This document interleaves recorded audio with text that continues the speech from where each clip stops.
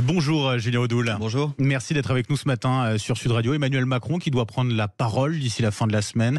Les dégâts des émeutes et le principe de casseur-payeur que vous défendez au RN, mais aussi un texte que vous portez, l'interdiction des signes religieux dans le sport. On va revenir sur l'ensemble de ces sujets, mais d'abord Elisabeth Borne, donc maintenue à Matignon par Emmanuel Macron. La première ministre a promis des ajustements au sein de son gouvernement. L'annonce pourrait intervenir d'ailleurs dès cet après-midi. Selon vous, ce sera insuffisant pour redonner un nouveau souffle à ce quinquennat? Ce sera dérisoire, ce sera surtout insignifiant. Monsieur Macron, en maintenant Madame Borne, a montré toute sa déconnexion et tout son mépris pour le peuple français qui aspire à un vrai changement. Il l'avait demandé au moment des législatives. Monsieur Macron l'avait balayé d'un revers de main. Il s'est assis sur le vote des Français, sur leur volonté de réorienter une politique, sur leur volonté de plus de pouvoir d'achat, de plus de sécurité. Et là, c'est circulé, il n'y a rien à voir. Tout va bien, Madame la Marquise. On continue avec ceux qui ont échoué. Donc c'est vrai que qu'importe le casting, quels que soient les ajustements, les renforts, les ralliements qu'il pourrait faire, on ne voit pas en quoi ça pourrait améliorer le quotidien des Français. On va revenir sur la question du remaniement, mais sur Elisabeth Borne, pour vous, elle ne méritait clairement pas de rester à son poste à Matignon. Mais écoutez, une première ministre qui a autant méprisé le Parlement, la représentation nationale, qui est Madame 49.3, il faut bien le dire, qui a été extrêmement brutale aussi dans ses propos vis-à-vis des députés, avec certaines déclarations que moi j'ai encore en tête. Très clairement, vu le bilan qu'elle a, elle ne devait pas rester. La loi de programmation militaire est passée, celle de la justice, il y a eu quand même des avancées. La réforme des retraites, au final, il y a eu le chaos de la réforme des retraites. Oui. Et surtout, il y a eu une maltraitance démocratique, il faut bien le dire. Les Français ont souhaité que M. Macron n'ait pas les pleins pouvoirs. Ils ont souhaité rééquilibrer le Parlement. Ils ont souhaité que toutes les voix puissent s'entendre, que l'opposition ait plus de poids. L'opposition est majoritaire à l'Assemblée nationale, il faut quand même le rappeler. Et face à cela, on a eu un gouvernement, une première ministre qui est passée en force et qui a méprisé cette volonté populaire. Donc c'est vrai qu'on a beaucoup de mal avec le maintien de Madame Borne. On parle de 6, 7, voire 10 maximum ministres qui pourraient éventuellement quitter leur ministère. Pour vous, c'est insignifiant, c'est ce que vous disiez, ça ne changera rien? Ah non, ça ne changera rien, puisque les personnes qui seront appelées... Alors à quoi ça sert, selon vous? C'est de la communication, c'est pour faire passer le temps, c'est pour raconter une petite histoire. Monsieur Macron est le maître des horloges, nous disait-il, il fait de la communication. Mais très clairement, les hommes et les femmes qui entreront dans ce gouvernement seront les prochains membres d'un gouvernement qui est sujet à l'immobilisme et à l'impuissance. Il faut bien le dire. On l'a vu notamment pendant les émeutes, on l'a vu avec la crise du pouvoir d'achat, où rien n'a été fait pour rendre de l'argent aux Français. Donc quels seront les changements qui seront apportés? On aura encore 4 années. 4 années, ça va être très long pour les Français. On leur dit de tenir bon, parce que l'alternance se construit pas à pas, et on a vraiment besoin d'un changement radical dans notre pays. Est-ce qu'il y a en tout cas des ministres que vous souhaitez vous voir partir? Je pense que des personnes comme Pape Ndiaye, qui s'est signalé à l'Éducation nationale, qui s'est signalé dernièrement par des déclarations honteuses vis-à-vis de vos confrères de CNews et d'Europe 1, cette personne qui n'a pas compris qu'il était ministre de l'Éducation nationale et pas ministre du wokisme, oui, je pense que symboliquement, il doit partir. Mais vous savez, les ministres ne sont que des pions. Et il y a un cap qui est donné par le président de la République, par la première ministre. Vous pouvez avoir le meilleur ministre possible. S'il est dans une politique détestable et nuisible aux intérêts nationaux, ça ne changera rien. Donc nous, ce que l'on souhaite, c'est évidemment un changement de politique. Il faudra un changement de gouvernement. Il faudra surtout un changement de président de la République, en l'occurrence une présidente. Bon, en tout cas, Emmanuel Macron est toujours là, en attendant. Il s'était pas exprimé le 14 juillet. Il doit le faire d'ici la fin de la semaine pour notamment tirer le bilan des 100 jours depuis cette réforme des retraites. Le bilan, il n'est pas à la hauteur, selon vous, Julien Audoul? Déjà, il n'a pas compris ce qui s'est passé.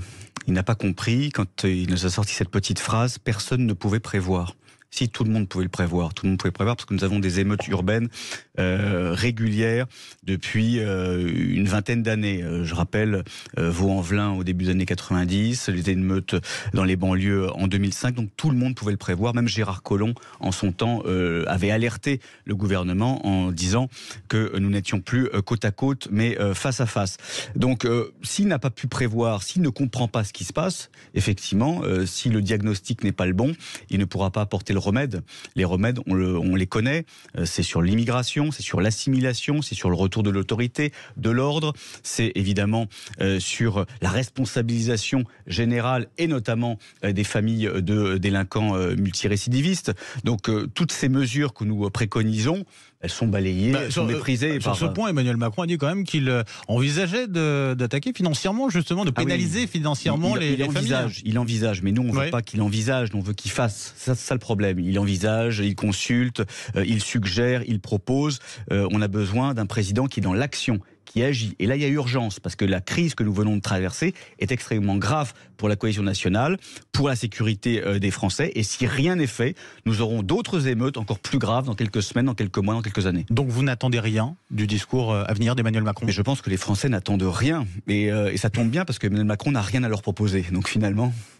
Bon, l'actualité en tout cas également, Julien Audoul, ce sont les réparations après les émeutes. Justement, hier le Sénat a voté à l'unanimité le projet de loi d'urgence pour accélérer la reconstruction des bâtiments dégradés, détruits. Le texte arrive demain à l'Assemblée. Vous avez prévu vous-même de le voter ou pas? Non, nous ne voterons pas ce texte pour la simple et bonne raison que le principe du casseur-payeur, du pilleur-payeur, doit être respecté et doit être institué. Les Français en ont marre de payer pour tout.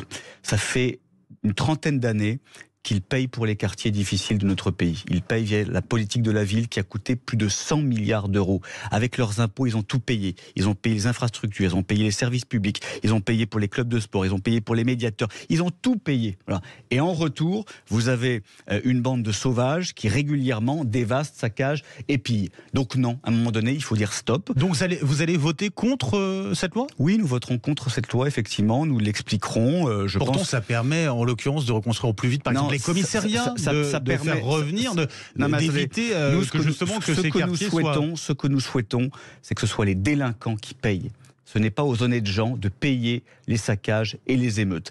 Et ce que nous constatons, c'est que le gouvernement veut faire table rase. Il veut tout effacer. Avec ces reconstructions très rapides, il veut faire en sorte d'effacer ces émeutes comme si elles n'avaient pas existé. Voilà, c'est une catastrophe naturelle, c'est arrivé, il n'y a pas de responsable et tout sera réparé. Mais non, il faut traiter, encore une fois, le mal à la racine. Et ça passe notamment par responsabiliser les délinquants, par leur famille également, et de ne plus faire payer le contribuable français. À un moment donné, il faut dire stop. Moi, je dis juste quelque chose. Dans ma circonscription du nord de Lyon, vous avez des petits villages qui n'ont jamais eu la chance d'avoir une médiathèque, qui n'ont jamais eu la chance d'avoir une annexe de mairie ou une école et autres, qui auraient bien voulu avoir des investissements financiers. Donc, et quand ils vont voir qu'ils vont devoir être, sollicités avec leurs impôts pour réparer une nouvelle fois, parce qu'on a réparé 10 fois depuis 2005, on répare tout le temps ce qu'ont fait les racailles et les délinquants. Moi, je dis stop.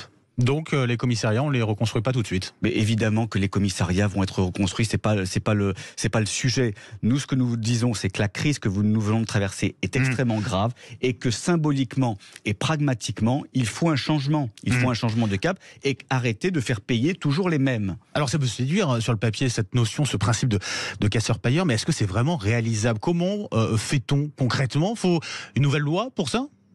Mais écoutez, il y a la possibilité déjà d'arrêter de verser des prestations sociales aux délinquants ou aux familles de délinquants qui n'arrivent pas à éduquer leurs enfants. Vous savez, quand vous avez des enfants de 13-14 ans qui sont laissés dans la nature et qui sont des menaces pour la société, qui agressent les forces de l'ordre, qui jettent des cocktails Molotov sur une école ou sur une mairie, je pense que quand ça arrive 5 ou 10 fois, oui, il faut taper le porte-monnaie des familles. Et très clairement, encore une fois, de l'argent, on en a versé énormément en disant que ça allait assurer la cohésion nationale, en disant que c'était pour l'égalité des chances. Résultat des courses, en fait, on a des quartiers où la violence est devenue endémique, où la population s'est communautarisée, où l'islamisme s'est installé, où le trafic de drogue est l'économie dominante. Donc très clairement, est-ce qu'il faut continuer à verser de l'argent de cette manière-là? Je ne le pense pas. Il faut aussi revoir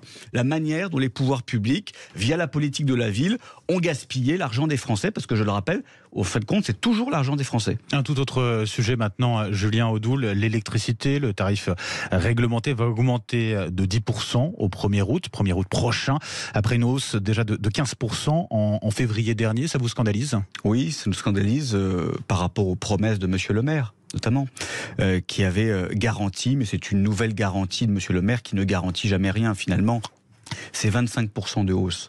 C'est 25% de hausse pour des ménages qui sont pulvérisés, plus de 15% à la base. Qui sont pulvérisés par la crise du pouvoir d'achat.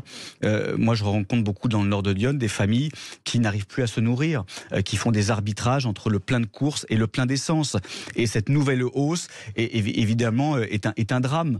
On est encore une fois un grand pays qui n'arrive pas et qui n'a pas les moyens de rendre de l'argent aux Français parce qu'il est tenu par des règles européennes absurdes, et notamment le marché européen de l'énergie, qui nous interdit de fixer les prix et de baisser les factures. Encore une fois, on a l'énergie grâce au nucléaire qui est produite la moins chère, la plus propre aussi, la plus vertueuse, n'en déplaise aux écologistes, et on a des prix qui augmentent. Tout ça est indécent et nous demandons depuis bien longtemps avec Marine Le Pen la baisse des factures avec la sortie de ce marché européen de l'électricité et aussi la baisse de la TVA. La TVA, c'est l'État qui la perçoit, de 20% à 5,5% sur toutes les énergies. C'est 150 € à 200 € de pouvoir d'achat en plus par mois pour les ménages français. Votre actualité, ce sont les deux propositions de loi que vous venez de présenter, Julien Audoul. La première consiste à interdire les sportifs transgenres nés hommes de participer à des compétitions femmes. Pourquoi une telle mesure vous semble nécessaire aujourd'hui ? Alors, c'est pas une proposition de loi d'interdiction, c'est une proposition de loi de protection du sport féminin. Nous ne souhaitons pas interdire aux transgenres de participer aux compétitions sportives, sauf qu'ils le feront dans la catégorie du sexe figurant sur leur acte de naissance. Je considère que c'est très important pour l'équité sportive, pour l'égalité des chances et pour le respect des femmes qui font de très belles carrières dans le sport, qui sont talentueuses, qui sont méritantes et qui quelquefois se voient barrées ou remplacées en fin de course par des hommes qui sont moins bons dans la catégorie masculine et compte tenu de leur transition ont un avantage physiologique et biologique. Voilà, il y a un problème de concurrence déloyale et moi je ne souhaite pas l'effacement des femmes dans le sport. Je considère que le sport féminin est en plein essor, ça fait 30 ans qu'il se médiatise, qu'il se professionnalise et c'est une bonne chose.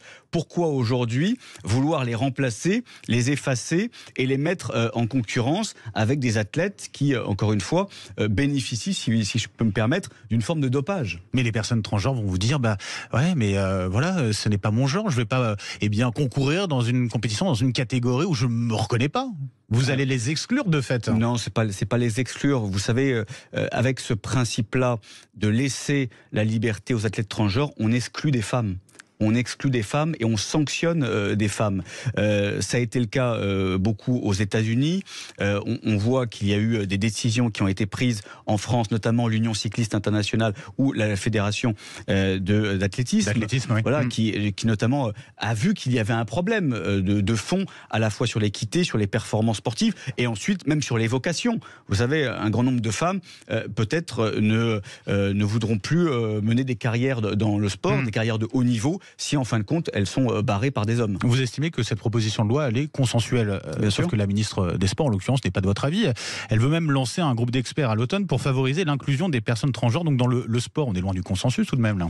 Non mais Madame Boudéa-Castéra est aussi dans le wokisme et dans cette idéologie qui fait fi de la biologie, qui fait fi des réalités biologiques et du sexe des hommes et des femmes. Très clairement, nous avons des différences physiologiques et biologiques qu'il faut respecter. Moi, je respecte totalement les personnes transgenres qui, soit pour des raisons diverses, opèrent un changement de sexe. Mais on peut avoir aussi des évolutions sociétales. Mais nous disons aussi que cela conduit effectivement à une grave concurrence déloyale. Cela conduit à mettre des femmes en concurrence avec des athlètes supérieurs d'un point de vue biologique et physiologique. Donc ça, nous ne pouvons pas l'accepter. Il faut préserver le sport féminin et préserver les sportives. Seconde proposition de loi, cette fois-ci, elle vise à interdire le port de signes religieux dans les compétitions et événements sportifs. Quels signes religieux visez-vous particulièrement, lesquels posent problème selon vous ? tout le monde aura compris que c'était le hijab pour vous et le voile islamique. On l'a bien vu avec la polémique des hijabeuses et la décision du Conseil d'État. Le Conseil d'État, pour le coup, est-ce qu'il y a besoin d'une proposition de loi en plus? Parce que le Conseil d'État a été plutôt clair, il a maintenu l'interdiction du hijab. Pour les compétitions de football. Oui. Voilà, nous le souhaitons pour tous les sports. Nous considérons que l'emblème de l'islamisme qu'est le hijab, le voile islamique, doit être expulsé des terrains de sport, quels que soient les terrains de sport, de tous les événements, de toutes les compétitions sportives. L'islamisme, idéologie mortifère, tente d'envahir notre société par tous les pans, que ce soit l'entreprise, que ce soit les piscines, que ce soit les clubs de sport et autres. Il faut évidemment mettre un coup d'arrêt à cette avancée, et cette proposition de loi va dans le sens aussi de la dignité des femmes. C'est aussi une proposition de loi pour les femmes. Le voile islamique n'a pas sa place en France, quel que soit, encore une fois, le lieu et la sphère. Et donc nous souhaitons évidemment que le sport soit préservé de toute incursion religieuse ou politique. Religieuse au sens large, toutes les religions catholiques? Bien sûr, mais vous savez, dans notre société, les signes ostensibles qui posent problème, on les connaît, et c'est principalement les signes qui sont revendiqués par l'islamisme. Un mot pour conclure sur les 4 journalistes de France 24 qui ont tenu des propos nazis, antisémites. La chaîne publique avait annoncé les avoir suspendus. 3 sont toujours en place. Vous demandez que la direction de ce média soit auditionnée par l'Assemblée nationale, c'est ça? Oui, c'est totalement scandaleux ce qui s'est passé. Je rappelle que France 24 est une chaîne du service public français. Oui. À ce titre, c'est financé par le contribuable français. Et effectivement, ça n'a pas ému le gouvernement que cette dérive antisémite ait pu être relevée auprès de 4 journalistes, que 3 journalistes arabophones, donc antisémites, sont aujourd'hui toujours en place sur le service public français. On a bien vu hier à l'Assemblée que la ministre de la Culture n'a pas souhaité répondre à mon collègue Meyer Habib. Alors, ils sont toujours prompts à monter au créneau pour dénoncer CNews, le JDD et Europe 1 au nom de la liberté d'expression, des valeurs, etc. Mais il y a un silence assourdissant concernant France 24. Donc oui, moi je redemande que la direction de France 24 soit auditionnée par le groupe d'études sur l'antisémitisme dans lequel je siège. Effectivement, pour l'instant, le président, Monsieur Lefebvre, ne veut pas en entendre parler. Je ne le comprends pas. Je considère que c'est une marque d'impuissance, voire de lâcheté. Je n'ose imaginer que c'est de la complaisance, mais ils sont très mal à l'aise avec ça. Moi, je souhaite effectivement que dans le service public, il n'y ait pas de journalistes antisémites et que l'argent des Français ne finance pas l'antisémitisme. Julien Audoul, député de Lyon, porte-parole du Rassemblement national. Merci d'avoir été avec nous ce matin sur Sud Radio. Bonne journée à vous.